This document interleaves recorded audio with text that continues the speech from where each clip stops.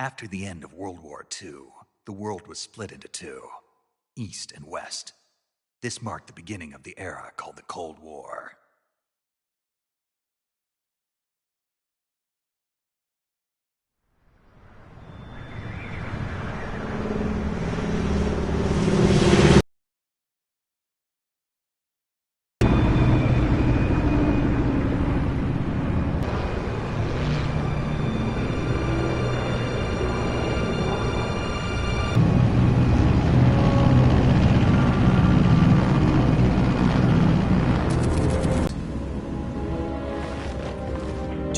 To drop off. Commencing internal depressurization. Equipment check.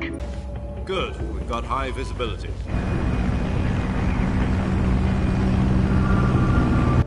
Put on your mask.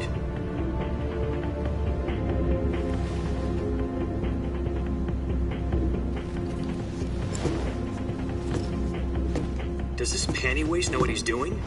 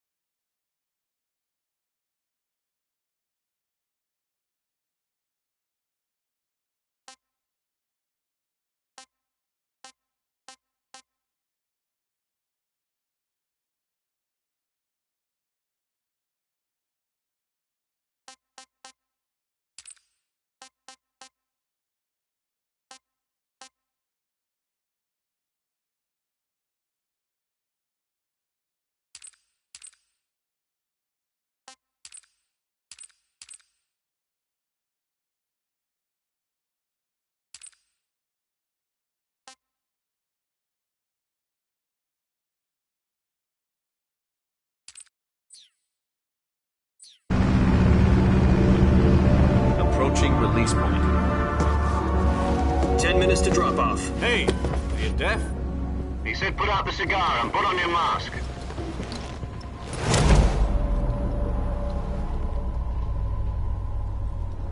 Why? 6 minutes to drop off. Opening rear hatch.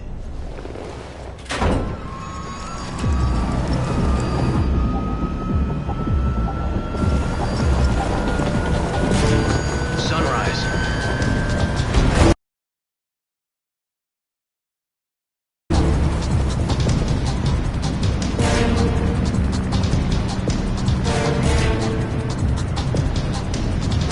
External temperature minus 46 degrees Celsius.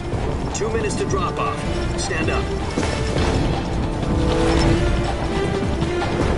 You'll be falling at 130 miles per hour. Try not to get frostbite from the wind chill. 1 minute to drop off. Move to the rear. Activate the yellow bottle. This is one for the history books. The world's first halo jump. 10 seconds to drop off. Stand by. Status okay. All green. Prepare for drop-off. Countdown. 5, 4, 3, 2, 1. Spread your wings And fly. God be with you.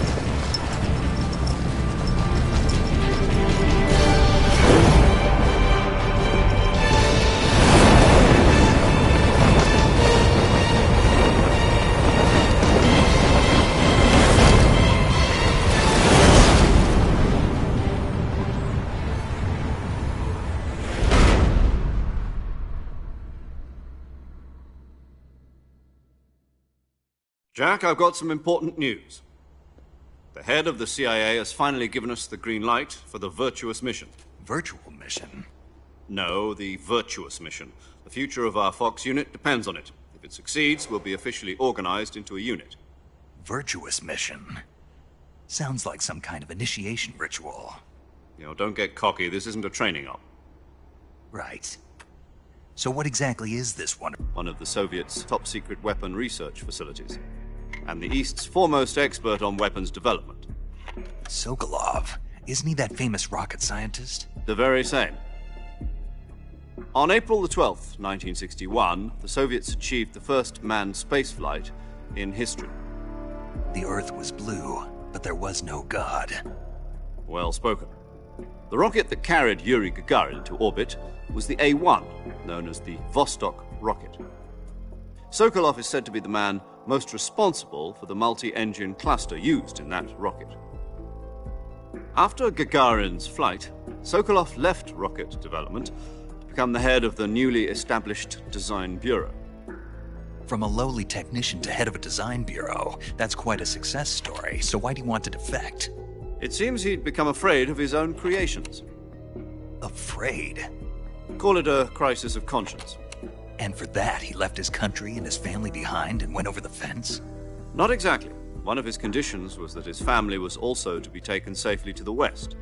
We used a mole to get the family out first and succeeded in sneaking Sokolov over the Berlin Wall shortly afterwards. I was the one who conducted the operation. The security on the eastern side was still full of holes back then. Then what? We got Sokolov over in one piece, but the whole ordeal had left him exhausted, and we checked him into a hospital in West Berlin. It took him 2 weeks and more than 600 miles to get from the research facility in the Soviet Union to Berlin. He was in no condition to say anything coherent.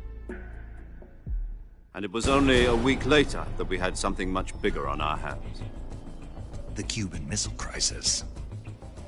October the 16th, 1962, President Kennedy received word that the Soviets were in the process of deploying intermediate-range ballistic missiles in Cuba. The President demanded that the Soviets dismantle and remove the missiles. At the same time, he announced a naval blockade to prevent further missile shipments from reaching Cuba. But the Soviets didn't back down, instead placing their armed forces on secondary alert. Soviet transport ships carrying missiles continued on course towards Cuba. US and Soviet forces went on alert for an all-out nuclear war. Frantic negotiations were conducted through the UN's Emergency Security Council and unofficial channels to end the hair-trigger standoff. Finally, on October the 28th, the Soviet Union agreed to remove its missiles from Cuba, and so the world avoided a nuclear holocaust. But in order to get the Soviets to pull their missiles out, we had to make a deal. You mean the one where the US agreed to remove its IRBMs from Turkey? No. The Jupiter IRBMs deployed in Turkey were obsolete, and we were going to get rid of them anyway. They had no strategic value whatsoever to either the US or the Russians. The Turkey deal was a ruse, a cover story that was fed to the other intelligence agencies around the world. So what did the Russians really want? Sokolov. They wanted us to return Sokolov. You mean the Soviets pulled out of Cuba just to get their hands on Sokolov? That's right. What the hell was he working on? At the time, we had no idea. We were running out of time. Sokolov kept on screaming, "Save me," until he disappeared from my sight. Then, a month ago, we received some new information from one of our moles. About Sokolov? Yes. He was taken back to the research facility and forced to continue working on the weapon in question under KGB supervision. What's more, it's on the verge of completion. So what kind of weapon is it? Something to do with space rockets? No. Missiles. Same technology. I guess you're right. We don't know the details, but it appears to be a new kind of nuclear device. For half a year now, the Soviets have been conducting frequent nuclear tests at Semipalatinsk.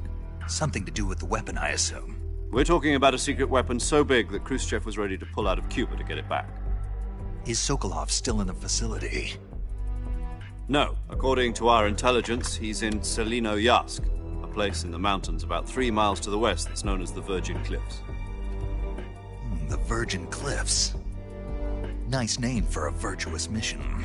They moved him there just recently. Why?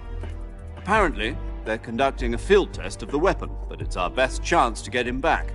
This mission would never have been possible if he was still in the research facility. This is our last chance. Sokolov must have known that too when he contacted us.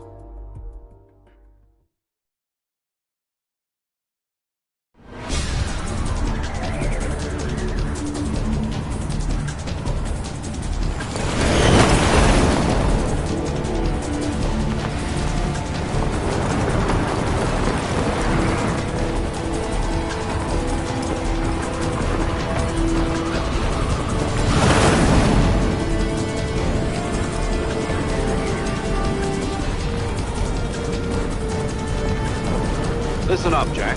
Your mission is to infiltrate Selino Yask in the Soviet mountains, ensure the safety of Sokolov, and bring him back to the West.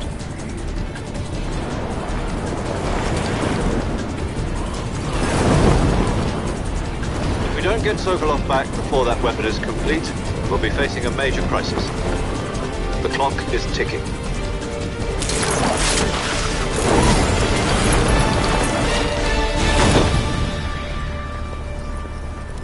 Once we've confirmed the rescue of Sokolov, stand by at the recovery point. A recovery balloon will be dropped at that point. Helium will be pumped into the balloon to inflate it. The process takes about 20 minutes. Once it's complete, the gunship's arm will latch onto the balloon and pull it up. The Fulton surface-to-air recovery system. I'm familiar with the theory. Take it easy. It's been combat proven. Do you think Sokolov is up to it? The shock will be less than during a parachute jump, and the arm can handle up to 500 pounds. So you're planning on going over the border in a single combat Talon? She's equipped with two 6-barrel 20mm Vulcan cannons, as well as two 40mm machine guns. Sounds like she could hold her own against a battalion of tanks. Even with the fuel in the reserve tank, we're facing a 4-hour time limit. If all goes well, it shouldn't take more than a few hours. Home in time for dinner.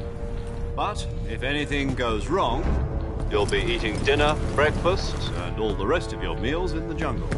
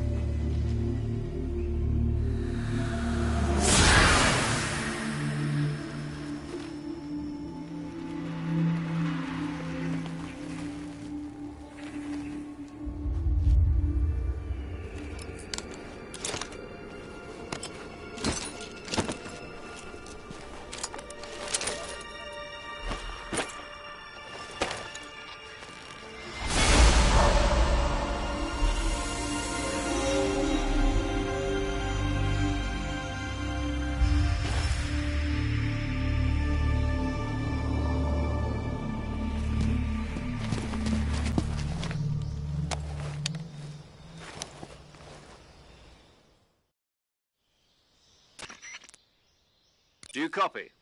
You're already in enemy territory, and somebody might be listening in.